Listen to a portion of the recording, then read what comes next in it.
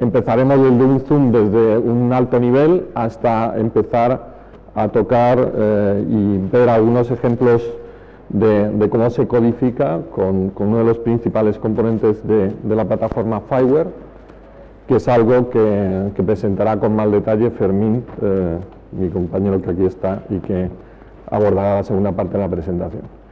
Y bueno, ¿qué es un poco Fireware? Por dar un poco de contexto.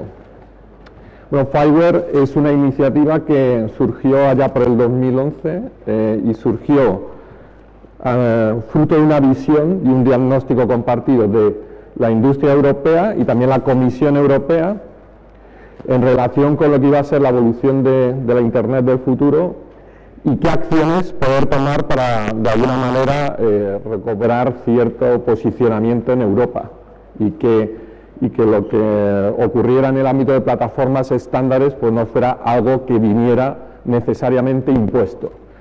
La visión no era otra más que algo que hoy por hoy ya yo creo que nadie empieza ya a discutir, y desde luego vosotros que estáis mucho más en el tajo lo tendréis, supongo, igual de claro, y es que Internet está evolucionando para ser cada día más una computadora, ¿no? Esa computadora donde van a correr las aplicaciones accesibles desde cualquier sitio, en todo momento, desde cualquier dispositivo, capaces de gestionar grandes volúmenes de datos a gran escala, numerosos usuarios, escalar según lo demandan las necesidades de las aplicaciones.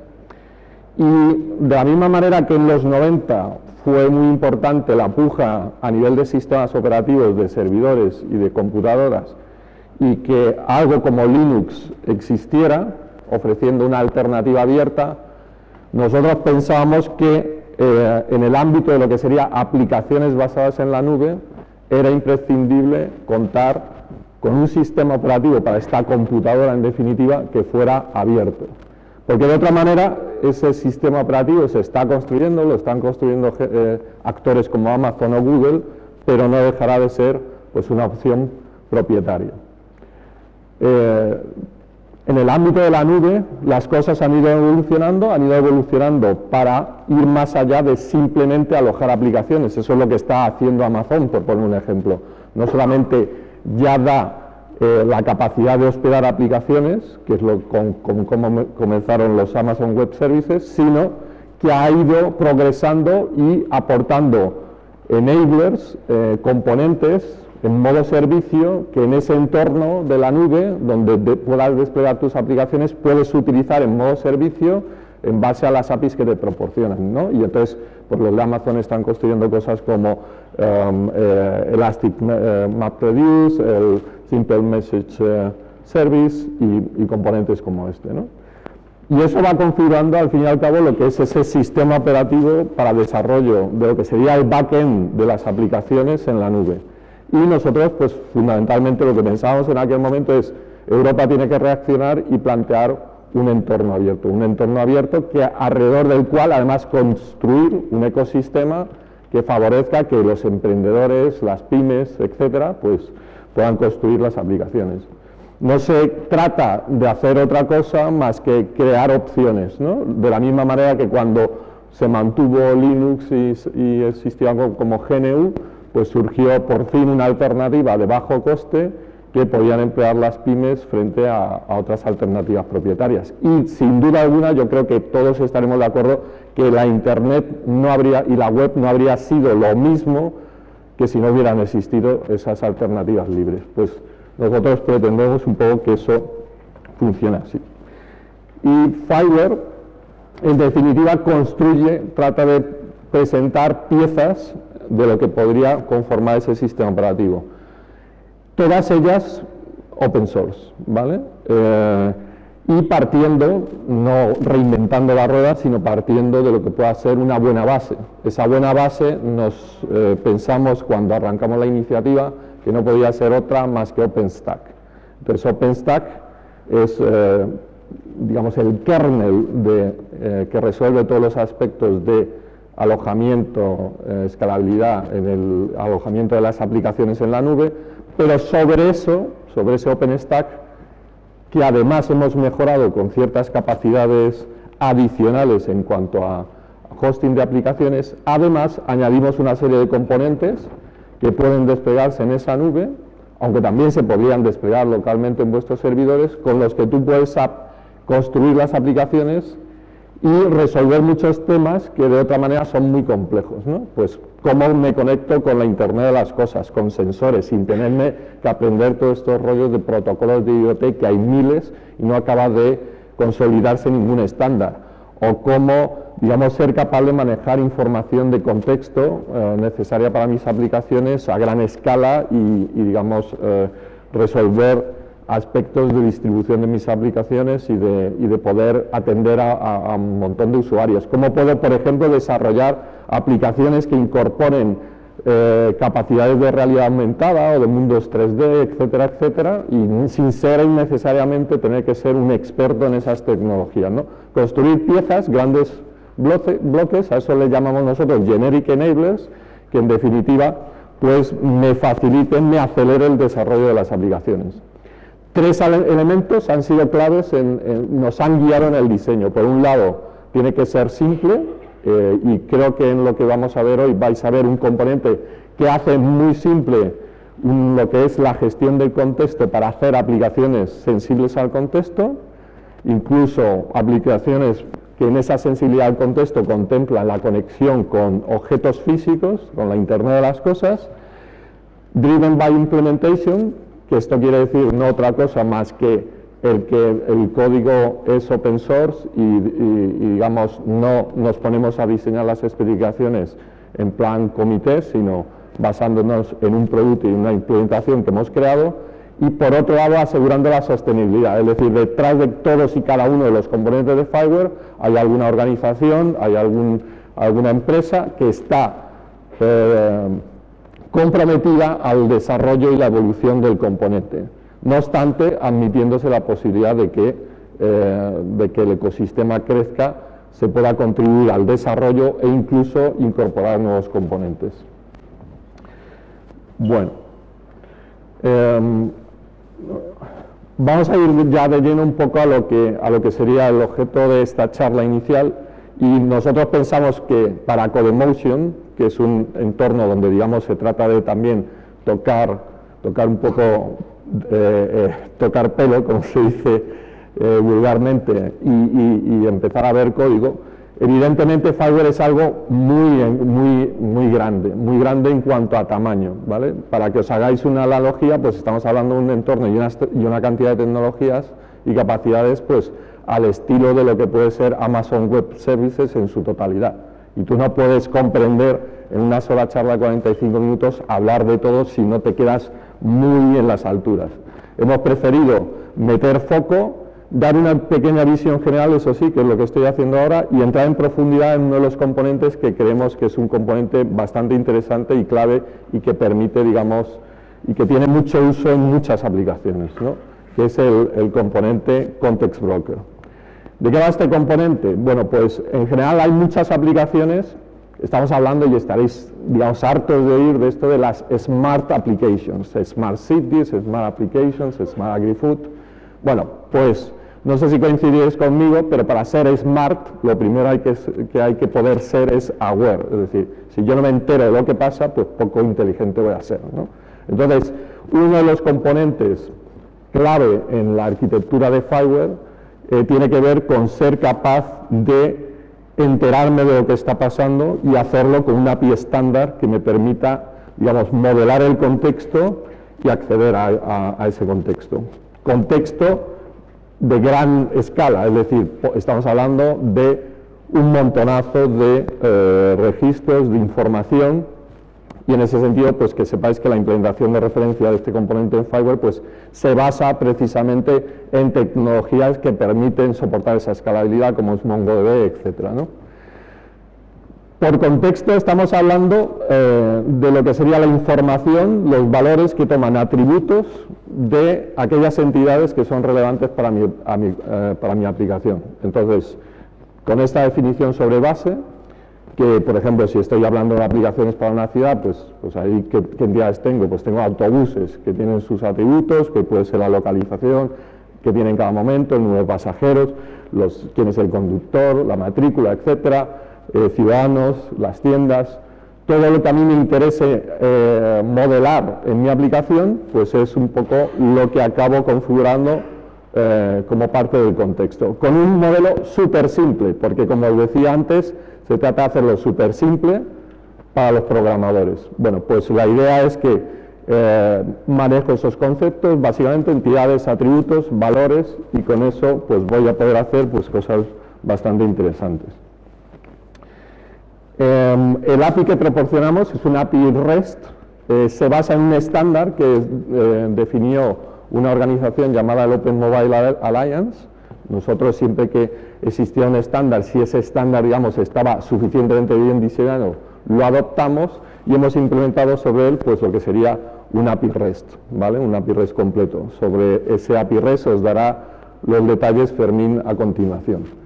Y el hacerlo REST y el hacerlo simple es lo que ha supuesto que nuestra experiencia, y yo creo que esto vosotros lo podéis ser testigos e incluso ponerlo en práctica, pues cada vez que hemos dado un curso y una formación o un hackathon o un bootcamp sobre este componente, ese mismo día los desarrolladores serán capaces de crear aplicaciones. Estamos hablando, por tanto, de algo que para cualquier desarrollador web pues debería ser bastante sencillo. Ese API, desafortunadamente, tiene un nombre horrible, que es NGSI, ¿vale? Viene de Next Generation Service Interfaces, y es una iniciativa, un programa dentro de OMA, y los APIs pues son el 9 y 10 dentro de ese programa. Voy a anotar una serie de características de alto nivel de lo que soporta este API, ¿vale? Para un poco ir descendiendo sobre las características del mismo, introduciendo lo que luego explicará Fermín con más detalle. Pues una primera característica es que ese API me permite gestionar información de contexto independientemente de cuáles sean las fuentes del contexto. Y eso puede ser muy variable, y sin embargo yo soy capaz de definir un modelo que me independiza de tal circunstancia.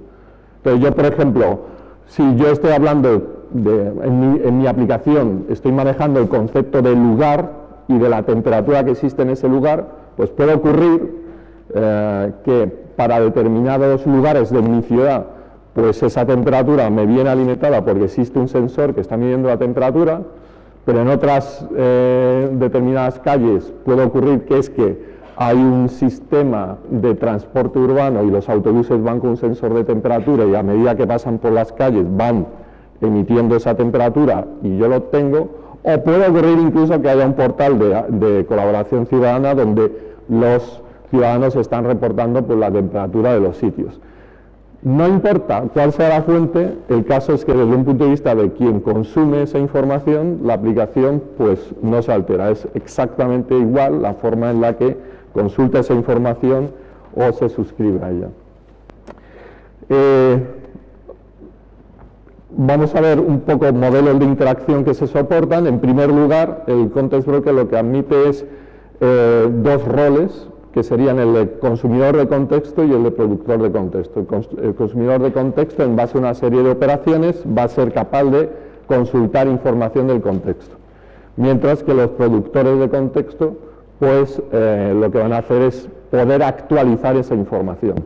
La información de contexto, de alguna manera, está en una especie de nube. Desde el punto de vista del consumidor, tú no sabes dónde está esa información, porque además es una información a gran escala y puede haber una arquitectura de context brokers colaborando de una manera federada para distribuir y gestionar esa escalabilidad.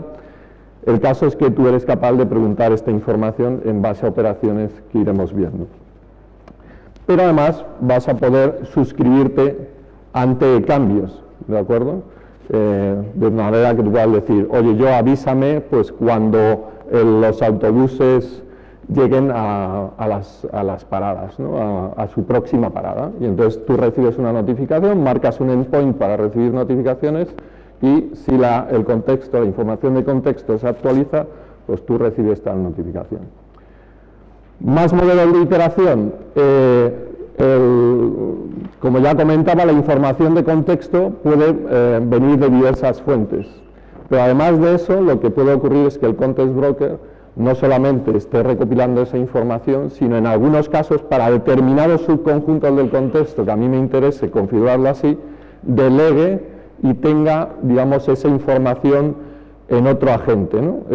Yo tengo la capacidad como programador, de quien configura un poco el mapa, de entidades del contexto, de decir, para determinados atributos de estas entidades, tú no vas a mantener la información actual en cada momento, sino que vas a tener que consultar a este señor, proporcionándole un endpoint. Eso es algo que luego, cuando alguien consuma información del contexto, va a ser transparente a él. Él va a preguntar, oye, dame el valor del atributo de temperatura que hay en este lugar. ¿Qué va a ocurrir? Que en determinados lugares el context broker va a resultar que lo tiene en su, digamos, repositorio, y eso es así porque para esa entidad y ese atributo pues existe alguien que está inyectando en modo push esa información, pero puede ocurrir que otras entidades pues sus atributos tengan que ser consultados, es decir, el context broker, cuando a él le consulta, él a su vez tiene que consultarlo. El que está consumiendo en última instancia la información no sabe, no distingue qué escenario es el considerado. ¿Por qué puede tener este interés? Bueno, pues os pongo dos ejemplos. Uno, cuando dialogo con sensores. Hay sensores que no puedes tener activos, encendidos todo el rato mandándote información. Eso consume batería, y mandarte información cuando no sabes si alguien la va a consumir es absurdo. Entonces, eso te conviene decir, oye, el sensor está, digamos, dormido, yo sé, he federado en el context broker que la información del atributo de la temperatura de la calle tal está, digamos, proporcionado por un context provider, que es así como se denominan esos agentes, y entonces el context broker, si me pregunta la temperatura de esa calle concreta, pues sabe que tiene que preguntar a alguien, y en realidad quien pregunta es al sensor, que es el que en ese momento se despierta y da el valor, ¿no? Pero también me resulta interesante cuando abordo aspectos como integración con sistemas. Yo puedo estar metiendo el context broker como un agente donde quiera aglutinar todos los datos para luego poder trabajar, y me puede interesar que, bueno, sean ciertos datos, cierto subconjunto del contexto, resida en un sistema externo, y bueno, pues yo ya me conectaré a él pues cuando alguien pregunte por algo, ¿de acuerdo? Esto es esencial, por ejemplo, cuando hacemos aplicaciones de Smart Cities, donde el planteamiento es ser capaz de reunir la información en todo momento de cada ciudad, de lo que es el estado actual de la ciudad, de lo que está ocurriendo en cada momento, y yo me tengo que integrar con ciertos sistemas que en el fondo son los que gestionan cierta información. Otro aspecto mágico que tiene el context broker y que soporta FileWare es el hecho de conectar con la Internet de las cosas, como os decía antes. ¿Y eso cómo lo conseguimos? Precisamente mapeando la interacción con este modelo de atributos que soporta el context broker. ¿Cómo? Pues nosotros empleamos la analogía tratando de crear un modelo parecido al SNMP, ¿no? Entonces, de alguna manera, NGSI, que es el API que exporta el context broker, se convierte en el SNMP de la Internet de las cosas, y ese es el estándar que estamos intentando impulsar. De manera que leer el valor de un sensor sea tan sencillo desde un punto de vista de un programador como leer el valor de un atributo en una determinada entidad, o actuar sobre un determinado dispositivo, como pueda ser una farola, y apagarla, sea tan sencillo como cambiar el valor de atributo de status a off en la entidad que representa esa farola. Evidentemente esto no ocurre así por magia, sino porque hay otros componentes en la plataforma que, si tu aplicación va de conectarse con la Internet de las cosas, vas a tener que desplegar, se federan con el context broker y permiten resolver toda la dificultad y la complejidad de lidiar con los distintos protocolos de comunicación con los sensores y dispositivos. En el workshop de mañana vamos a ser capaces de hacer manos de cómo desde el context broker poder interactuar con ciertos dispositivos, ¿no? Y poner esta visión en práctica. Y ya para acabar, pues simplemente comentar que esos son dos piezas, el Context Broker y la parte esta de gestión de dispositivos que os he comentado, os he introducido. Ahora Fermín entrará más en los detalles de programación del Context Broker, pero alrededor de FileWare, y que lo sepáis, existen muchas otras piezas, porque yo, una vez que soy capaz de digamos, recoger toda la información de contexto, pues puedo toda la información histórica, además, que voy generando, volcarla en Hadoop para hacer analytics. Puedo también generar datasets que publico vía CKAN. CKAN es una parte de FileWare, no sé si conocéis CKAN, pero es, digamos, el estándar de facto en publicación de datos abiertos que muchas entidades están adoptando. Es la información sobre la que se apoyan también otros componentes que permiten hacer gestión compleja de eventos en FileWare, de manera que yo puedo, una vez que tengo toda la información de contexto, detectar, programar reglas para detectar escenarios y disparar acciones. Puedo también basarme en esto para crearme interfaces de usuario avanzadas con capacidades de realidad aumentada y 3D, apoyándome en otras piezas de FileWare. Y bueno, eso es un poco la introducción que queríamos dar, y ahora le paso a Fermín un poco el testigo para que hable de las APIs más en detalle del Context Broker. Gracias.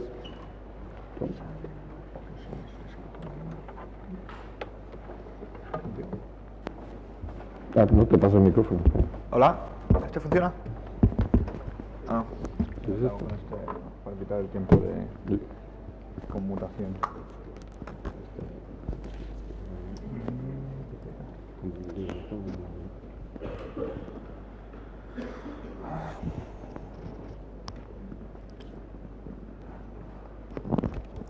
Hola, ¿me escucháis bien?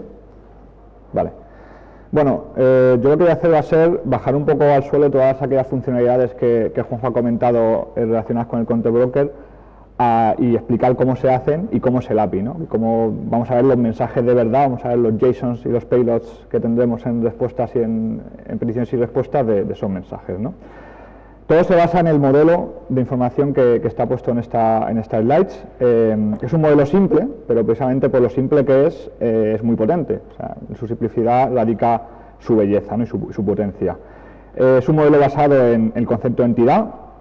O sea, una entidad tendrá un tipo que permite establecer categorizaciones. Por ejemplo, los coches. Pues puedo tener un tipo coche que sea la categoría de entidades de ese tipo, ¿no? Y luego tengo, para cada ejemplar concreto dentro de ese tipo, pues un identificador. En el caso de un coche, ese Entity ID podría ser la matrícula del coche. Luego, una entidad puede tener un número abierto y variable. No, en principio, no hay aquí restricciones sobre ello, de atributos. Atributos son características que tiene una entidad dada. Por ejemplo, en el caso del coche, ¿qué atributos tendremos? La velocidad del coche, la posición, el nivel de llenado del depósito, ese tipo de cosas. Y un atributo pues tiene un nombre que lo describe, también puede tener un tipo, más pensado pues, para definir un tipo al estilo del lenguaje de programación, pues es un integer, un string, etcétera, y luego por supuesto lo importante, el valor. Este API ahora veremos distintas operaciones, pero todas ellas bueno, están basadas en REST. Hay dos renders, uno en XML y otro en JSON. Empezamos con XML, a nadie le gustaba el XML, así que hicimos uno en JSON, que es ahora hoy en día más popular y en el que centramos nuestros esfuerzos. Entonces, desde un punto de sistema, ¿cómo es un Context Broker? Pues un Context Broker no es ni más ni menos que un servicio HTTP, un servicio REST. Expone un puerto de escucha, por defecto es un número que es el 1026, pero puede ser cambiano, y ahí va a escuchar las distintas peticiones que le llegan. Estas peticiones pueden ser de actualización o de creación de contexto, que son las que harán este tipo de actores que Juanjo ha definido como Context Producer, que son los que generan información, pues sensores, por ejemplo. Y luego tenemos en el otro lado Context Consumer, que también pueden invocar operaciones en el Context Broker para obtener la información en modo síncrono. Ese sería el caso de la query que aquí vemos arriba, pero también podemos programar el Context Broker para, en vez de yo ir a por la información regularmente, pues programar una suscripción de manera que cuando algo ocurre en ese contexto, cuando una condición que a mí me interesa ocurre, yo ser notificado. Típicamente pues cuando algo cambia, cuando cambia un atributo o una entidad. Y bueno, pues comentar para que lo sepáis, aunque desde el punto de vista es transparente, que todo esto, bueno, pues hay una base de datos basada en MongoDB en la cual se persiste esta información. Muy bien, pues cuando uno empieza a trabajar con el content broker, y si mañana venís al taller que antes ha mencionado Juanjo, tenéis la oportunidad de ello, una de las primeras operaciones que hay, no relacionada realmente con la operativa del servicio, es comprobar si funciona. Es una operación estilo ping en redes, que es esta operación de versión con el verbo get. Ante la cual yo obtengo pues, bueno, información de versión, pero que si bien por sí mismo igual mi aplicación no va a hacer nada con ella, me puede servir pues, para saber que hay un context broker que está funcionando en ese puerto. Parece una tontería, pero esta operación bueno, salva mucho tiempo de depuración y de problemas por lo típico de que no sé, el firewall no está bien configurado en acceder al puerto, ese tipo de cosas, y es útil. Y ya entrando más en materia, vamos a ver qué tipo de operaciones manipulan ese modelo de entidad atributo que antes veíamos. Y las operaciones van a ser las clásicas del mundo REST. Operaciones para crear contexto, operaciones para leer contexto, para actualizar contexto y para borrar. No veremos la de borrar por cuestiones de tiempo, pero bueno, que sepáis que también existe. Y en lo relativo a leer, veremos las dos maneras. Hay una operación de leer per se, digamos, y luego la manera en la cual yo me suscribo para ser notificado de datos de contexto. Entonces, bueno, imaginaos este caso de ejemplo en el cual yo tengo un coche y en el coche tengo un sensor que mide algo, por ejemplo la velocidad, y luego pues tengo una aplicación en mi móvil que consulta esa velocidad, ¿no? Un consumidor, el móvil, y un productor que es el coche. Entonces, bueno, ¿qué es lo primero que pensamos que podemos, que haríamos a la hora de crear esta aplicación? Bueno, pues crear la entidad del coche, ¿no? Una operación de creación de contexto. Esta operación sigue este patrón, sigue una URL que es update context, aunque luego, bueno, hay otro tipo de operaciones más.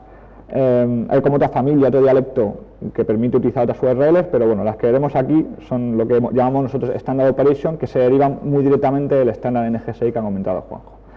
En esta operación de update context, dentro del payload, voy a incluir los datos que necesito para crear esa entidad, que son básicamente pues, el ID de la entidad, lo hemos llamado coche 1, y el tipo coche. Esto es pattern, ahora lo explicaré, de momento olvidado de este campo, y luego pues los atributos de esa entidad. Esos atributos son un vector. En este caso es un caso simple en el cual solamente creo un atributo que es la velocidad, y digo que el coche se crea con una velocidad inicial de 98 km por hora. Y aquí utilizo un tipo de acción dentro de este update context que es append. Append es la que se utiliza para añadir contexto, es decir, para crear entidades o crear atributos en entidades existentes, posibilidad que también existe. ¿Qué respuesta tengo del content broker? Tengo una respuesta de 200 OK. Y olvidándonos de todo esto, que es como una especie de eco de lo que he mandado, si lo que interesa a un cliente REST que yo utilizo para crear entidades es esta parte final de aquí, el status code. El status code me va a indicar si la creación ha ido bien o ha ido mal, y un 200 OK indica que ha ido bien. Con lo cual, bueno, pues esta sería la manera de crear una entidad coche 1 de tipo coche. Luego tenemos otra operación que es la de actualizar. Ese coche irá conduciendo por las calles, por la carretera, etcétera, y eventualmente pues el sensor me dirá un cambio de velocidad. Entonces, ese sensor pues interactuará con el context broker para actualizar el contexto, para cambiar el valor del atributo velocidad, del valor previo que tuviera, al valor, al valor que se quiera, por ejemplo, 110, ¿no? Veréis que la operación es muy similar, prácticamente todo es igual, menos una cosa, que es el tipo de acción. En este caso no quiero especificar creación de contexto, sino actualizar el contexto ya existente. Y es por eso que utilizo el keyword update en vez de append como utilizaba antes. Y igual, la respuesta viene a ser igual. Yo me fijo en este status code que me va a indicar que la actualización se ha producido correctamente. Muy bien, pues esto es lo básico, ya veis que se explica en 3 minutos, de cómo crear y actualizar información de contexto. ¿Qué es lo siguiente que una aplicación hará? Y esto desde el punto de vista del consumidor, pues tener esa información para hacer algo con ella, ya sea pintarla en un mapa, en un dashboard, ya sea lanzar alguna alerta, lo que ya la aplicación haga, ¿no? Eso depende, es completamente application specific. ¿Cómo yo consulto el contexto? Pues con una operación que es query context, en la cual digo qué es lo que quiero consultar, ¿no? Y en este caso digo, bueno, yo quiero saber los atributos de la entidad con identificador coche 1 y de tipo coche. Entonces el context broker obedientemente lo que hace es que responde con un mensaje en el cual, si olvidamos el syntactic sugar de los distintos campos JSON y tal, que bueno, el detalle está en la documentación, pues al final yo veo, y está marcado en rojo, lo que me interesa, ¿no? Que es que la velocidad del coche 1 es 10. Y de esa manera yo tengo como cliente, como context consumer, la información de ese coche en cada momento. Bien, esta operación de query es bastante potente, admite otras maneras de hacer preguntas al content broker. Hay una manera, que ahora veremos, que es, en vez de darme todos los atributos, si yo solamente me interesa uno de los atributos de la entidad, no tengo por qué tenerlos todos, puedo filtrar por el atributo que yo quiero. Y eso se hace, ya voy a pegar un pequeño salto, con el campo dentro de los parámetros de la query, un campo que es atributos. Esto es un vector que indica qué atributos quiero yo obtener. En este caso es una query sobre la entidad habitación 1, room 1, y yo lo que estoy diciendo es, no quiero todos los datos de la habitación, quiero solamente la temperatura. Entonces, aunque la habitación tenga más datos como presión, humedad, lo que sea, solamente voy a tener la temperatura. Fijaros, ¿veis? Aquí, temperatura 25. Vamos a comparar este caso con lo que sería una query sin estos atributos, ¿vale? En este caso, en esta slide, yo tengo esta misma query, pero sin el vector de atributos. Entonces, lo que podéis ver es que aparte de la temperatura, me está dando la presión, suponiendo que esa entidad pues también tenga presión, evidentemente. Vale, y luego otra manera interesante de hacer queries es utilizando patrones en los IDs. Antes he mencionado un parámetro que era el isPattern, que he dicho, bueno, olvidad del de momento. ¿Por qué? Porque lo iba a explicar ahora. Este isPattern toma relevancia en las queries, porque si yo especifico que es un patrón, pongo true a su valor, entonces el ID, en vez de ser interpretado literalmente, se interpreta como una expresión regular, ¿vale? Entonces, en este caso, los que conozcáis expresiones regulares sabréis que lo que estoy especificando es todas aquellas entidades de tipo habitación cuyo ID empiece por las 4 letras R o M, ¿no? Que sea una habitación, ¿no? Entonces, bueno, pues suponiendo que yo tuviera 2, pues room 1 y room 2, pues me está devolviendo esas dos entidades. Hay otras maneras de hacer queries. También estamos trabajando en filtros para poder, bueno, pues decir, dame todas las entidades de tipo coche cuya velocidad sea mayor que 30 o mayor que 100, no sé, cosas de ese tipo, en especificar rangos. También una funcionalidad actualmente implementada y bastante potente es la relacionada con geolocalización. Yo puedo asociar información geográfica a mis entidades y luego hacer queries del estilo, dame todos aquellos coches que estén en un radio de 10 kilómetros del centro de Madrid, o que estén dentro de un barrio comprendido correspondiente al polígono determinado por estas coordenadas GPS. Entonces, en ese sentido, bueno, pues es bastante potente. Muy bien, ¿cómo vamos de tiempo? Un poco justos. Bueno, pues voy a finalizar contando otra operación, otro patrón de uso bastante importante, que es el de las suscripciones.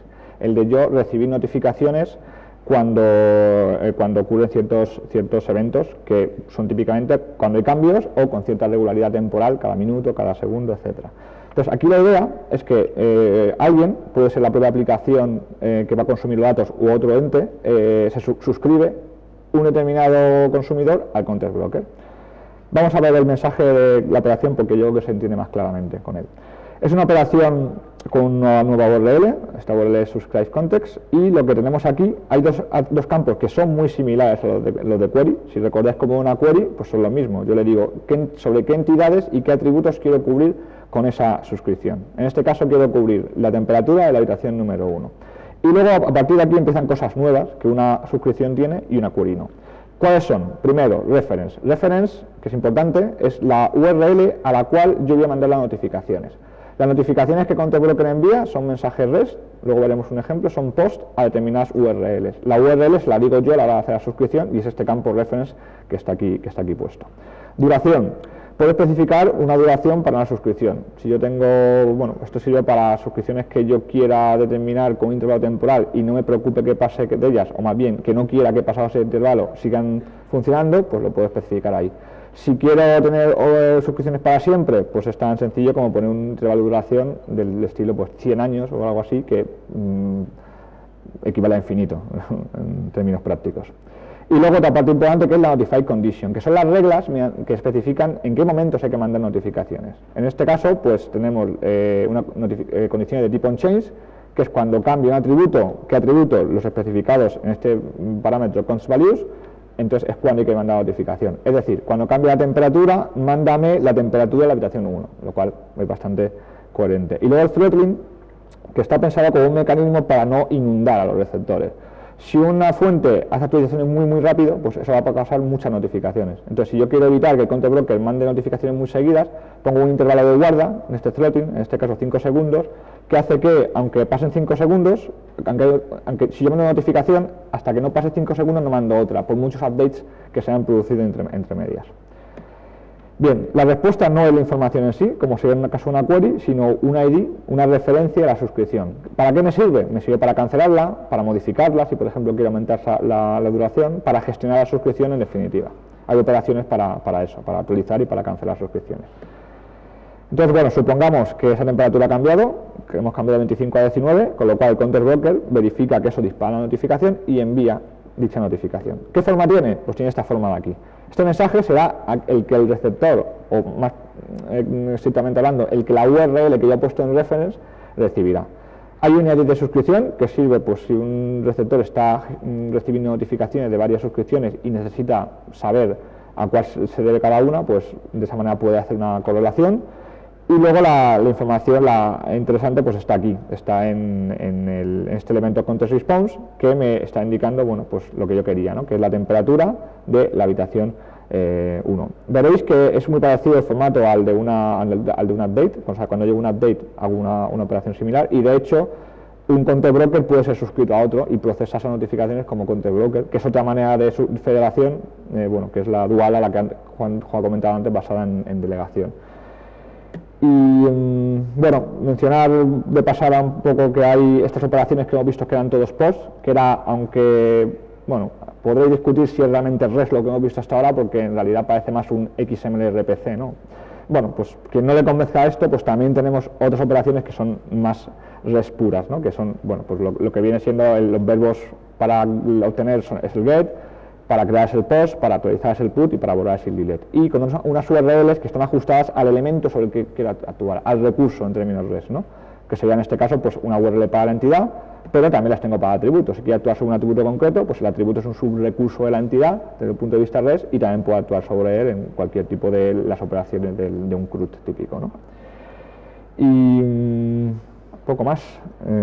Nos queda un minuto para preguntas, ¿no? ¿Alguna pregunta? Según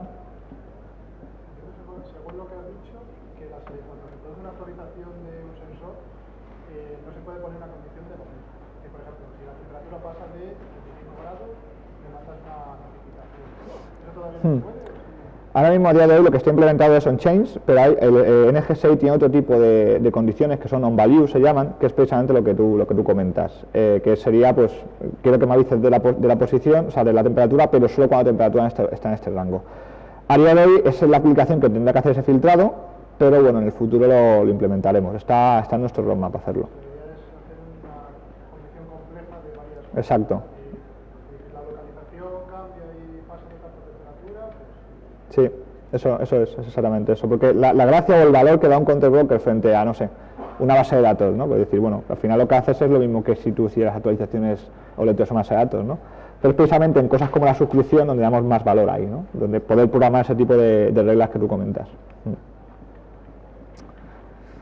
¿Más preguntas? Sí.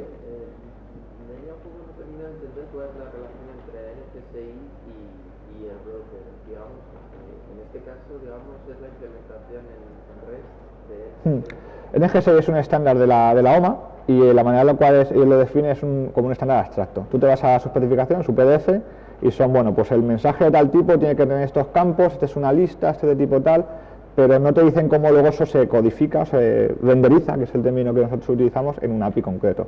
Entonces, lo que nosotros hemos hecho es, bueno, pues dar ese vestimiento en REST y en JSON para ese caso.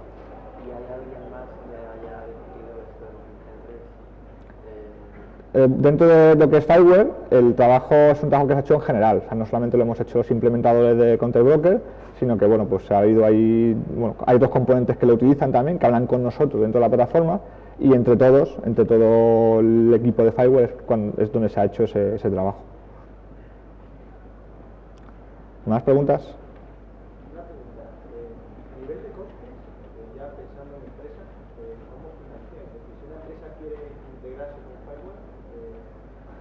Esa pregunta se la voy a dirigir a Juanjo.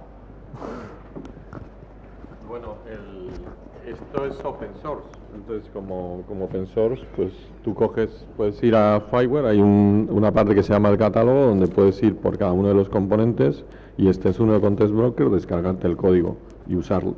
Lo puedes desplegar en tus servidores, Y luego lo que ocurre es que va a haber una serie de compañías que van a ofrecer, digamos, Fireware como servicio y desplegar, digamos, instancias de Fireware a lo Amazon Web Services, para que me entiendas, y de modo y manera que puedas usar pues el Context Broker, instancias de Context Broker que tú puedas desplegar, por ejemplo, en ese entorno, y a lo mejor dependerá del modelo de cada proveedor, pues pagar por uso de ellas. Pero estamos hablando, es un poco la filosofía como en OpenStack. Ahí está el código, tú lo puedes descargar. Hay gente que lo puede descargar porque dice, bueno, pues yo me voy a crear una instancia propia y un entorno propio donde esto lo despliego y a lo mejor no a escala ad infinitum, porque digamos, pero me sirven los servidores que yo lo tengo desplegado para dar servicio a mi aplicación. Pero puede también coger ese software a alguien y decir, bueno, yo voy a convertirme en un proveedor de Fireware y dar un servicio e intentar hacer negocio. La base es que precisamente surja, que exista ese software para que puedan surgir varios proveedores. Una cosa que me gustaría aprovechar para comentar son dos cosas antes de terminar. Una es Fireware como tecnología está desplegada en un entorno al que podéis entrar, crearos una cuenta gratis y poder utilizarlo, que es un entorno de experimentación llamado Fireware Lab, es lab.fireware.org. Tú entras ahí y vas a poder crearte una cuenta. Y para impulsar lo que es el uso de esta plataforma, la Comisión Europea aquí en Europa ha lanzado un ambicioso programa de ayuda a emprendedores, donde se activan nada más y nada menos que 80 millones de euros de ayudas a pymes, emprendedores que quieran construir aplicaciones interesantes utilizando la tecnología. Para obtener más información de esa oportunidad, pues podéis conectaros al sitio web de Fireware, bien sencillo, fireware.org, y ahí podéis, localizar más información sobre las llamadas que están abiertas para conseguir esta financiación, que además es una financiación con soporte de aceleradores, de coaching a nivel de negocio, etcétera, evangelización. Todo ello, sin embargo, sin implicar una participación en el capital, es decir, dinero free, ¿no?